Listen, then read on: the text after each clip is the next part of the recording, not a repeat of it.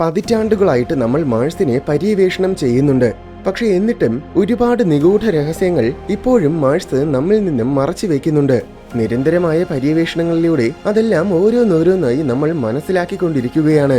ഓരോ പുതിയ കണ്ടെത്തലും ഈ ഗ്രഹത്തിന്റെ അജ്ഞാതമായ കഥയിലേക്ക് പുതിയൊരു തലവും കൂടെ ചേർക്കുന്നു. ഇപ്പോൾ മാഴ്സിനെ കുറിച്ചുള്ള നമ്മുടെ കാഴ്ചപ്പാടിനെ പോലും മാറ്റും വിധത്തിൽ ചില പുതിയ കണ്ടെത്തലുകൾ നടത്തിയിരിക്കുകയാണ്. അതെന്തൊക്കെയാണെന്ന് നമുക്ക് നോക്കാം.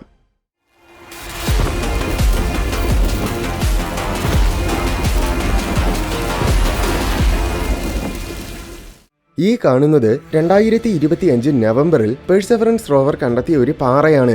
വെറും 80 സെന്റിമീറ്ററോളം മാത്രം വലിപ്പമുള്ള ചെറിയൊരു പാറ. ഇത് യഥാർത്ഥത്തിൽ മാഴ്സിന്റെ പാറയല്ല, ബഹിരാകാശത്ത് നിന്നും വന്ന് പതിച്ച ഒരു മെറ്റിയോറൈറ്റ് ആണ്. ചുറ്റുപാടിൽ നിന്നും ഈ പാറ മാത്രം വളരെ വ്യത്യസ്തമായി കാണപ്പെട്ടു. അതുകൊണ്ടാണ് പെർസെവറൻസിന് പിന്നിലെ ശാസ്ത്ര സംഘം ഈ പാറയെ പെർസെവറൻസ് ഉപയോഗിച്ച് അടുത്തു ചെന്ന് പര്യവേഷണം ചെയ്തത്. പെർസെവറൻസിന്റെ സൂപ്പർ ക്യാം ഉപയോഗിച്ച് പഠനങ്ങൾ നടത്തിയപ്പോൾ പാറയിൽ വൻതോതിൽ അയണും നിക്കലും ഉണ്ടെന്ന് മനസ്സിലായി. വൻതോതിൽ എന്ന് വെച്ചാൽ 74% അയണും 34% നിക്കലും. ഈ ലോഹങ്ങൾ യഥാർത്ഥത്തിൽ ഉൽക്കകളുടെ മുഖമുദ്രയാണ്. എന്തെന്നാൽ പൊതുവെ വലിയ ആസ്ട്രോയിഡ്സിന്റെ കോർ ഭാഗങ്ങളിലാണ് ഈ ലോഹങ്ങൾ ഇങ്ങനെ വൻതോതിൽ കാണപ്പെടുന്നത്. ഇത്രയും മെറ്റാലിക്കായ ഒരു പാറ സാധാരണഗതിയിൽ മാഴ്സിന്റെ ഉപരിതലത്തിൽ രൂപം കൊള്ളില്ല. പിന്നെ ചുറ്റുപാടുമുള്ള ബാക്കിയെല്ലാം ഈ പാറയിൽ നിന്നും തികച്ചും വ്യത്യസ്തവുമാണ്. മാഴ്സിൽ പ്ലേറ്റ് ടെക്ടോണിക്സ് ഒന്നുമില്ലാത്തതിനാൽ ഇത് ആഴത്തിൽ നിന്നും ഉയർന്നു മുകളിലെത്തിയ പാറയാണെന്നും പറയാൻ കഴിയില്ല. അപ്പോൾ പിന്നെ എന്തായാലും ഈ പാറ മാഴ്സിൽ ഉണ്ടായതായിരിക്കാൻ സാധ്യതയില്ല. അതുകൊണ്ടാണ് ഇത് മെറ്റിയോറൈറ്റ് ആണെന്ന് ഉറപ്പിച്ച് പറയാൻ പറ്റുന്നത്. പക്ഷേ ശരിക്കും പറഞ്ഞാൽ ഈ പാറയുടെ കണ്ടെത്തൽ ഒരു അത്ഭുതമൊന്നുമല്ല. എന്തുകൊണ്ട് പണ്ടേ തന്നെ ഇത് പെർസെവറൻസ് കണ്ടെത്തിയില്ല എന്നതായിരുന്നു ഗവേഷകർക്ക് അത്ഭുതമായിട്ട് തോന്നിയത്. എന്തെന്നാൽ മറ്റു റോവേഴ്സ് ഒക്കെ പണ്ടേ തന്നെ ഇതിന് സമാനമായ നിരവധി മെറ്റിയോറൈറ്റ്സ് കണ്ടെത്തിയിട്ടുണ്ട്. ഈ മെറ്റിയോറൈറ്റ്സ് വളരെ പ്രധാനപ്പെട്ടതാണ്. കാരണം ഭാവിയിൽ ഒരിക്കൽ മനുഷ്യൻ മാഴ്സിനെ കോളനിവൽക്കരിക്കും. അന്ന് ലോഹങ്ങളുടെ ഒരു പ്രധാന സ്രോതസ് ഇത്തരം മെറ്റിയോറൈറ്റ്സ് ആയിരിക്കും. മറ്റൊരു രസകരമായ കാര്യം, ഈ പാറയ്ക്ക് ഫിപ്സാക്സില എന്നാണ് പേര് നൽകിയിരിക്കുന്നത്. ഫിപ്സാക്സില എന്നത് നോർവേയിലെ ഒരു സ്ഥലത്തിന്റെ പേരാണ്. പെർസെവറൻസ് കണ്ടെത്തുന്ന സകല വസ്തുക്കൾക്കും ഇതുപോലെ ഏതെങ്കിലും സ്ഥലപ്പേരുള്ളതായിട്ട് കാണാം. അതിന്റെ കാരണം പെർസെവറൻസ് ചെന്നിറങ്ങിയത് ജെസറോ എന്നൊരു ക്രേറ്ററിലാണ്. ഈ ക്രേറ്ററിന്റെ മാപ്പിനെ നിരവധി സെക്ഷൻസ് ആയിട്ട് തിരിച്ചിട്ടുണ്ട്. ഓരോ സെക്ഷനും ഭൂമിയിലെ ശരിക്കുമുള്ള ഒരു വലിയ ജിയോളജിക്കൽ ലൊക്കേഷന്റെ പേര് നൽകിയിട്ടുണ്ട്. ഈ മെറ്റിയോറൈറ്റ് കണ്ടെത്തിയ സെക്ഷന് സ്വാൽബാർഡ് എന്നൊരു ദ്വീപ സമൂഹത്തിനെയാണ് അസൈൻ ചെയ്തിരിക്കുന്നത്. അപ്പോൾ ഈ സെക്ഷനിൽ നിന്നും കണ്ടെത്തുന്ന എല്ലാത്തിനും സ്വാൽബാർഡ് ദ്വീപ സമൂഹത്തിലെ എന്തിന്റെയെങ്കിലും പേര് തന്നെ നൽകണം. ഫിപ്സാക്സില എന്നത് സ്വാൽബാർഡിലെ ഒരു പർവ്വത ശിഖരത്തിന്റെ പേരാണ്. അങ്ങനെയാണ് ഈ മെറ്റിയോറൈറ്റിന് ഫിപ്സാക്സില എന്ന് പേര് നൽകിയത്. പുരാതന കാലത്ത് മാഴ്സിൽ ജലമുണ്ടായിരുന്നു എന്ന് പണ്ടേ തന്നെ നമ്മൾ മനസ്സിലാക്കിയ ഒരു കാര്യമാണ്. നദീ താഴ്വരകളും ലേക്ക് ബെഡ്സും ചില മിനറൽസും അങ്ങനെ അത് ശരിവെക്കുന്ന തരത്തിൽ നിരവധി തെളിവുകളും കിട്ടിയിട്ടുണ്ട്. അതിനു പുറമെ ഇപ്പോൾ മറ്റ് ചില തെളിവുകളും കൂടെ കണ്ടെത്തിയിരിക്കുകയാണ്. ഈ കാണുന്നത് കെയോലിനൈറ്റ് എന്നൊരു തരം പാറയുടെ ചിത്രമാണ്. ഇതും പെർസെവറൻസ് റോവർ തന്നെയാണ് പകർത്തിയത്. കളിമണ്ണ് പോലത്തെ ഒരു തരം കല്ലാണ് കെയോലിനൈറ്റ്. ഭൂമിയിലും ഇത്തരം പാറകൾ ഉണ്ടാകാറുണ്ട്.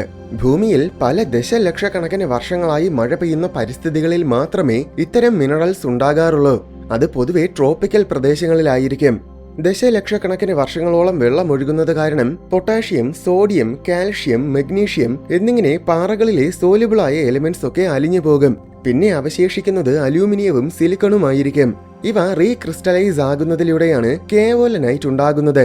കെയോലിനൈറ്റ് നമുക്ക് ഒരുപാട് ഉപയോഗമുള്ള മിനറലാണ്. മൺപാത്രങ്ങൾ, sanitary wears, paper coating, cosmetics എന്നിങ്ങനെ ഒരുപാട് സാധനങ്ങളുടെ നിർമ്മാണത്തിന് കെയോലിനൈറ്റ് ഉപയോഗിക്കും. ചില മരുന്നുകളിൽ വരെ ഇത് ഉപയോഗിക്കാറുണ്ട്. പക്ഷെ ഇത് മഴയുള്ള സ്ഥലങ്ങളിൽ മാത്രമേ ഉണ്ടാകാറുള്ളൂ. ഇത് മാഴ്സിലും കണ്ടെത്തിയെന്ന് പറയുമ്പോൾ പുരാതന കാലത്തിൽ മാഴ്സിലും മഴ പെയ്തിരുന്നു എന്നാണ് മനസ്സിലാക്കാൻ സാധിക്കുന്നത്. അതും പല ദശലക്ഷക്കണക്കിന് വർഷങ്ങളോളം കാലം മഴ പെയ്തിട്ടുണ്ടാകും. നിർഭാഗ്യവശാൽ ഇതിനെ നേരിട്ട് പരിശോധിച്ച് നോക്കാതെ ഇത് എത്ര കാലത്തിന് മുൻപാണ് രൂപം കൊണ്ടതെന്ന് പറയാനാകില്ല. അങ്ങനെ പരിശോധിച്ച് നോക്കാൻ പറ്റിയിരുന്നെങ്കിൽ മാഴ്സിൽ എത്ര കാലത്തിന് മുൻപ് വരെ ജലമുണ്ടായിരുന്നുവെന്ന് ഏതാണ്ട് കൃത്യമായ ഒരു ധാരണ ലഭിക്കുമായിരുന്നു. പെർസെവറൻസിന് പുറമെ മാഴ്സിനെ ഓർബിറ്റ് ചെയ്യുന്ന സാറ്റലൈറ്റ്സിൽ നിന്നും ലഭിച്ച ഡാറ്റയിലൂടെ മാഴ്സിന്റെ നോർത്ത് ഭാഗത്തിൽ പണ്ട് വളരെ വലിയൊരു മഹാസമുദ്രമുണ്ടായിരുന്നുവെന്നും മനസ്സിലായി. അതിന് ഏകദേശം നമ്മുടെ ആർട്ടിക് ഓഷന്റെ അത്ര വലിപ്പമുണ്ടായിരുന്നുവെന്നാണ് നിലവിൽ ശാസ്ത്രജ്ഞർ കരുതുന്നത്. പക്ഷേ ഇതെങ്ങനെയാണ് മനസ്സിലാക്കിയത്? സംഭവം ഈ സമുദ്രം നിലനിൽക്കുന്നു എന്ന് പറയുന്ന പ്രദേശത്തിന് ഏതാണ്ട് ഒരു വലിയ ബൗളിന്റെ ആകൃതിയാണ്. ഇതിനുള്ളിൽ ഒരു വലിയ സമുദ്രത്തിന് നിലകൊള്ളാൻ കഴിയും. ഈ ബൗളിലേക്ക് ധാരാളം നദികൾ വന്നു ചേരുന്ന അടയാളങ്ങൾ കാണാം. ഇത്രയും വലിയ നദികൾ വന്നു ചേരണമെങ്കിൽ തീർച്ചയായും അതൊരു വലിയ സമുദ്രമായിരുന്നിരിക്കണം. ബൗളിന്റെ അതിരുകളിൽ മുഴുവൻ ഭൂമിയിലെ കോണ്ടിനെന്റൽ ഷെൽഫുകളിൽ, അതായത് സമുദ്രങ്ങളുടെ അറ്റങ്ങളിൽ കാണുന്നത് പോലത്തെ സകല ഉപരിതല സവിശേഷതകളും കാണാം. ഇങ്ങനെ മാർസിൽ ഒരു സമുദ്രമുണ്ടായിരുന്നു എന്ന് മനസ്സിലാക്കാൻ മാർസിൽ ധാരാളം അടയാളങ്ങളുണ്ട്. മറ്റൊരു കാര്യം, ഗ്രഹത്തിന്റെ വലിപ്പവുമായി താരതമ്യം ചെയ്യുമ്പോൾ ഈ സമുദ്രം വളരെ വലുതും ആഴമേറിയതുമായിരുന്നുവെന്നാണ് മനസ്സിലാക്കാൻ കഴിയുന്നത്. എന്തെന്നാൽ മാർസിന്റെ അന്തരീക്ഷത്തിൽ വളരെ ചെറിയ തോതിൽ ജലാംശമുണ്ട്. പക്ഷെ ഈ ജലകണികകളിൽ കൂടുതലും ഹെവി വാട്ടറാണ്. അതായത് 2 തരം വാട്ടർ മോളിക്യൂൾസ് ഉണ്ട്, ലൈറ്റ് വാട്ടറും ഹെവി വാട്ടറും. ഇതിൽ 99.9% ലൈറ്റ് വാട്ടർ ആയിരിക്കും. ഭൂമിയിലെ കാര്യം മാത്രമല്ല, പ്രപഞ്ചത്തിൽ എല്ലായിടത്തും ഈ അനുപാതം സമാനമായിരിക്കുമെന്നാണ് കരുതുന്നത്. സമുദ്രം വറ്റുന്ന സമയം ആദ്യം വറ്റുന്നത് ലൈറ്റ് വാട്ടർ ആയിരിക്കും. മാർസിന്റെ അന്തരീക്ഷത്തിൽ ഇന്ന് ലൈറ്റ് വാട്ടറിന്റെ 8 മടങ്ങോളം ഹെവി വാട്ടർ ഉണ്ട്. ഇത്രയധികം ഹെവി വാട്ടർ അവശേഷിക്കണമെങ്കിൽ പണ്ട് ഇവിടെ വളരെ വലിയൊരു സമുദ്രം ഉണ്ടായിരുന്നിരിക്കണം.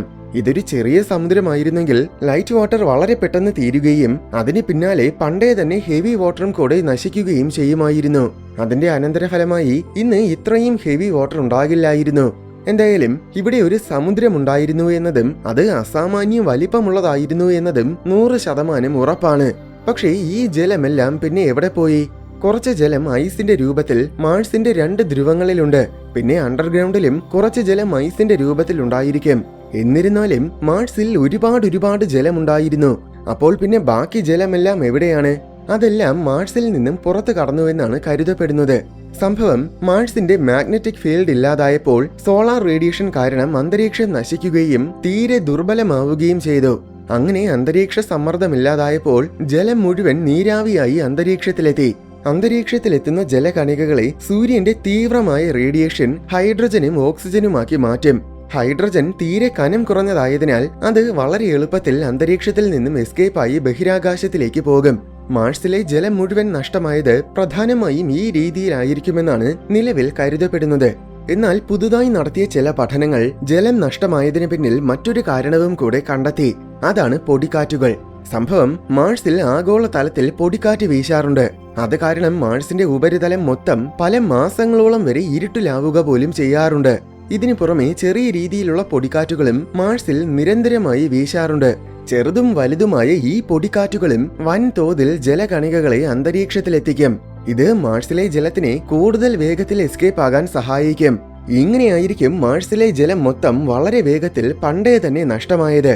മറ്റൊരു കാര്യം, മാർസിന്റെ അണ്ടർഗ്രൗണ്ടിൽ ധാരാളം ജലമുണ്ടെന്നാണ് നിലവിൽ കരുതപ്പെടുന്നത്.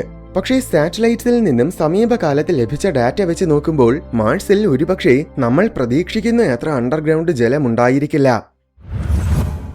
മാർസ് പണ്ടൊരിക്കൽ ഏതാണ്ട് ഭൂമിയെ പോലെ ആയിരുന്നു. അതിനാൽ ഒരുപക്ഷെ പണ്ട് മാർസിൽ ജീവൻ ഉണ്ടായിരുന്നിരിക്കാനും സാധ്യതകളുണ്ട്. നിർഭാഗ്യവശാൽ അങ്ങനെ ജീവൻ ഉണ്ടായിരുന്നു എന്നതിന്റെ ഒരു തെളിവും ഇതുവരെ ലഭിച്ചിട്ടില്ല. എന്നിരുന്നാലും ജീവന്റേതാണെന്ന് സംശയിക്കത്തക്ക വിധത്തിൽ ചില സൂചനകൾ ലഭിച്ചിട്ടുണ്ട്. 2025 മാർച്ചിൽ നാസയുടെ ക്യൂരിയോസിറ്റി റോവർ ആൽക്കെയിൻസ് എന്നൊരു തരം ഓർഗാനിക് കോമ്പൗണ്ട് കണ്ടെത്തി. മഡ്സ്റ്റോൺ എന്നൊരു തരം കല്ല് തുരന്ന് നോക്കിയപ്പോഴാണിത് കണ്ടെത്തിയത്. ഈ ആൽക്കെയിൻസ് 10 മുതൽ 12 കാർബൺ ആറ്റംസ് വരെയുള്ള ചെയിൻ കൊണ്ടാണ് നിർമ്മിതമായിരിക്കുന്നത്. ഭൂമിയിലും ഇത്തരത്തിലുള്ള ആൽക്കെയിൻസ് ഉണ്ട്. പക്ഷേ ഭൂമിയിൽ സാധാരണഗതിയിൽ എന്തെങ്കിലും തരത്തിലുള്ള ജീവനാണ് ഇത് നിർമ്മിക്കുന്നത്. ജീവന്റെ സഹായമില്ലാതെയും പ്രകൃതിയിൽ ആൽക്കെയിൻസ് ഉണ്ടാകും. പക്ഷെ അതിനൊക്കെ ഒരു പരിധിയുണ്ട്. നിഗമന പ്രകാരം മാർസിൽ കണ്ടെത്തിയ ആൽക്കെയിൻസിന്റെ പണ്ടത്തെ കോൺസെൻട്രേഷൻ എന്നത് 120 മുതൽ 7700 പാർട്സ് പെർ മില്യൺ വരെയാണ്. എന്നാൽ ബയോളജിക്കൽ അല്ലാത്ത രീതിയിലുള്ള ഒന്നിനും ഇതിന്റെ 10% കോൺസെൻട്രേഷനിൽ പോലും ആൽക്കെയിൻസ് ഉണ്ടാക്കാൻ കഴിയില്ല. അതുകൊണ്ട് തന്നെ ഈ ആൽക്കെയിൻസ് എന്തെങ്കിലും തരത്തിലുള്ള ബയോളജിക്കൽ പ്രോസസ്സിലൂടെ ഉണ്ടായതായിരിക്കുമെന്നാണ് സംശയിക്കുന്നത്. പക്ഷേ നിലവിൽ ഇതൊരു സംശയം മാത്രമാണ്. ഒരുപക്ഷെ നമ്മൾ ഇതുവരെ മനസ്സിലാക്കിയിട്ടില്ലാത്ത മറ്റെന്തെങ്കിലും രീതികളിലും ജീവന്റെ സഹായമില്ലാതെ ആൽക്കെയിൻസിന് രൂപം കൊള്ളാൻ കഴിയുമായിരിക്കും. അതുകൊണ്ട് ഇത് ജീവന്റെ തെളിവാണെന്ന് ഉറപ്പിച്ച് പറയാൻ സാധിക്കില്ല. എന്നിരുന്നാലും ഇതുവരെ മാർസിൽ കണ്ടെത്തിയതിൽ വെച്ച് ജീവന്റെ സൂചനയാണെന്ന് സംശയിക്കാൻ കഴിയുന്ന ഏറ്റവും നല്ലൊരു തെളിവാണിത്. ജീവന്റെ തെളിവായിരിക്കുമെന്ന് സംശയിച്ചിരുന്ന മറ്റൊരടയാളം മുൻപും മാർസിൽ കണ്ടെത്തിയിട്ടുണ്ട്. അതെന്താണെന്നാൽ മാർസിൽ മീഥേനുണ്ട്. അത് വലിയൊരു അത്ഭുതമൊന്നുമല്ല. വേറെയും പല ഗ്രഹങ്ങളിലും ഇതുപോലെ മീഥെയ്ൻ ഉണ്ട്. എന്നാൽ മാർസിലാണെങ്കിൽ ചില സന്ദർഭങ്ങളിൽ മീഥെയ്ന്റെ അളവ് പെട്ടെന്ന് വൻതോതിൽ കുറയും. ജീവന്റെ സഹായമില്ലാതെ മീഥെയ്ന് ഇങ്ങനെ പെട്ടെന്ന് കുറയുക എന്നത് അത്ര എളുപ്പമുള്ള കാര്യമല്ല. അതുകൊണ്ട് തന്നെ ഇതിനെയും പണ്ട് ജീവന്റെ അടയാളമായിരിക്കാമെന്ന് സംശയിച്ചിരുന്നു. പക്ഷേ സമീപകാലത്ത് മാർസിന്റെ കാലാവസ്ഥകളെക്കുറിച്ച് ചില പഠനങ്ങൾ നടത്തി. അതിൽ നിന്നും പ്രധാനപ്പെട്ട ഒരു കാര്യം കണ്ടെത്തി. മാർസിൽ പൊടിക്കാറ്റുകൾക്ക് പുറമെ നിരന്തരമായിട്ട് ഡസ്റ്റ് ഡെവിൾ എന്ന പ്രതിഭാസവും സംഭവിക്കാറുണ്ട്. ചൂട് കൂടിയ കാലാവസ്ഥയിൽ വരണ്ട മണൽ കൊണ്ട് നിറഞ്ഞ സ്ഥലങ്ങളിൽ പൊടി കൊണ്ട് നിർമ്മിതമായ ചുഴലിക്കാറ്റ് പോലെ തോന്നിക്കുന്ന പ്രതിഭാസമാണ് ഡസ്റ്റ് ഡെവിൾ. ഇത് ഭൂമിയിലും ഉണ്ടാകാറുണ്ട്. പക്ഷേ ഭൂമിയിലുണ്ടാകുന്നവ തീരെ ചെറുതാണ്. പരമാവധി 500 മീറ്റർ ഉയരവും 100 മീറ്റർ വീതിയും മാത്രമേ ഉണ്ടായിരിക്കൂ. എന്നാൽ മാർസിലെ ശരാശരി ഡസ്റ്റ് ഡെവിൾസിന് 20 കിലോമീറ്റർ ഉയരവും 1 കിലോമീറ്റർ വീതിയും ഉണ്ടായിരിക്കും. ശരിക്കും രാക്ഷസമായ ഡസ്റ്റ് ഡെവിൾസ് ആണ്. മാർസിന്റെ ഉപരിതലം മുഴുവൻ പൊടി കൊണ്ട് നിറഞ്ഞതിനാൽ ഇത് എപ്പോഴും എല്ലാ ദിവസവും മാർസിൽ ഉണ്ടാകും. ഈ ഡസ്റ്റ് ഡെവിൾസും പൊടിക്കാറ്റുകളുമൊക്കെ ഉണ്ടാകുമ്പോൾ ഡസ്റ്റ് പാർട്ടിക്കിൾസ് എല്ലാം തമ്മിൽ ഉരയുകയും അനന്തരഫലമായി ധാരാളം സ്റ്റാറ്റിക് ഇലക്ട്രിസിറ്റി ഉണ്ടാവുകയും ചെയ്യും. മാർസിന്റെ അന്തരീക്ഷം തീരെ കനം കുറഞ്ഞതായതിനാൽ ഈ ഇലക്ട്രിസിറ്റിക്ക് ചാടാൻ വളരെ എളുപ്പമായിരിക്കും. അതിനാൽ ഭൂമിയിൽ കാണുന്നത് പോലത്തെ വലിയ മിന്നലിന് പകരം മാർസിന്റെ പൊടിമേഘങ്ങളിൽ ദശലക്ഷക്കണക്കിന് ചെറിയ തീപ്പൊരി പോലത്തെ മിന്നലുകൾ ഉണ്ടാകും. തീരെ ചെറുതാണെങ്കിലും ഇവ വളരെ പവർഫുൾ ആണ്. എത്രത്തോളം പവർഫുൾ ആണെന്നാൽ സമീപമുള്ള കോമ്പൗണ്ട്സിനെയൊക്കെ നശിപ്പിച്ച് കളയാൻ പോലും ഇതിന് പറ്റും. അതായത് മീഥെയ്നെ പോലും നശിപ്പിക്കാനാകും. ഇങ്ങനെ തന്നെ ആയിരിക്കും മാർസിലെ മീഥെയ്നൊക്കെ പെട്ടെന്ന് നശിക്കുന്നതും. അപ്പോൾ മീഥെയ്ൻ പെട്ടെന്ന് കുറയുന്നത് യഥാർത്ഥത്തിൽ പണ്ട് സംശയിച്ചിരുന്നത് പോലെ ജീവൻ കാരണമല്ല. മാർസ് സ്വന്തം അച്ചുതണ്ടിൽ കറങ്ങുന്ന വേഗത പതിയെ പതിയെ കൂടിക്കൊണ്ടിരിക്കുകയാണ്. പക്ഷെ ഇത് വലിയ ആക്സലറേഷൻ ഒന്നുമല്ല. പ്രതിവർഷം വെറും 70 മൈക്രോ സെക്കൻഡ്സിന്റെ വ്യത്യാസം മാത്രമേ ഉണ്ടാകുന്നുള്ളൂ. ഇത് യഥാർത്ഥത്തിൽ തീരെ അപ്രതീക്ഷിതമായ ഒരു കണ്ടെത്തലായിരുന്നു. എന്തുകൊണ്ട് ഇങ്ങനെ വേഗത കൂടുന്നു എന്നത് ആദ്യം ഒരു മിസ്റ്ററി ആയിട്ട് തോന്നി. എന്നാൽ പിന്നീട് മാർസിന്റെ ആന്തരിക ഘടനയെക്കുറിച്ച് പഠിച്ചപ്പോഴാണ് നിഗൂഢതയ്ക്ക് പിന്നിലെ കാരണം മനസ്സിലായത്. സംഭവം ഐസ് സ്കേറ്റിംഗ് ചെയ്യുന്നവര് കൈ മുകളിലേക്ക് ഉയർത്തുമ്പോൾ അല്ലെങ്കിൽ ശരീരത്തിനോട് ചേർക്കുമ്പോൾ അവര് കറങ്ങുന്ന വേഗത കൂടും. ഇതേ എഫക്റ്റ് തന്നെയാണ് മാർസിലും സംഭവിക്കുന്നത്. അതായത് മാർസിന്റെ ഉള്ളിൽ മാഗ്മയുടെ വലിയൊരു ഭാഗം പതിയെ കേന്ദ്രഭാഗത്തിലേക്കും ധ്രുവങ്ങളിലേക്കും നീങ്ങുകയാണ്. അതിന്റെ അനന്തരഫലമായിട്ടാണ് മാർസ് കറങ്ങുന്ന വേഗത കൂടുന്നത്. ഇത് ശരിക്കും വളരെ പ്രധാനപ്പെട്ട കണ്ടെത്തലാണ്. എന്തെന്നാൽ മാർസിൽ ഒരു തരത്തിലുമുള്ള ജിയോളജിക്കൽ ആക്ടിവിറ്റീസും നടക്കുന്നതായിട്ട് നമ്മൾ കണ്ടിട്ടില്ല. അതിനാൽ മാർസ് പൂർണ്ണമായും മരിച്ച ഒരു ഗ്രഹമായിട്ടാണ് നമ്മൾ കണക്കാക്കുന്നത്. എന്നാൽ അങ്ങനെ ചിന്തിക്കുന്നത് തെറ്റാണെന്നും മാർസിന്റെ ഉള്ളിൽ ചില ജിയോളജിക്കൽ പ്രക്രിയകളൊക്കെ നടക്കുന്നുണ്ടെന്നുമാണ് ഈ കണ്ടെത്തൽ നമുക്ക് മനസ്സിലാക്കി തരുന്നത്. അങ്ങനെയെങ്കിൽ ഇനി ഒരുപക്ഷെ ഭാവിയിൽ മാർസിലെ ഏതെങ്കിലും അഗ്നിപർവ്വതങ്ങൾ ആക്റ്റീവ് ആകാനും അതിലൂടെ ഉപരിതലവും കാലാവസ്ഥകളുമൊക്കെ പൂർണ്ണമായും മാറാനും വരെ സാധ്യതയുണ്ട്. പതിറ്റാണ്ടുകളായി പര്യവേഷണം ചെയ്യുന്നുണ്ടെങ്കിലും ഇപ്പോഴും മാർസ് നമ്മെ അത്ഭുതപ്പെടുത്തിക്കൊണ്ടിരിക്കുകയാണ്.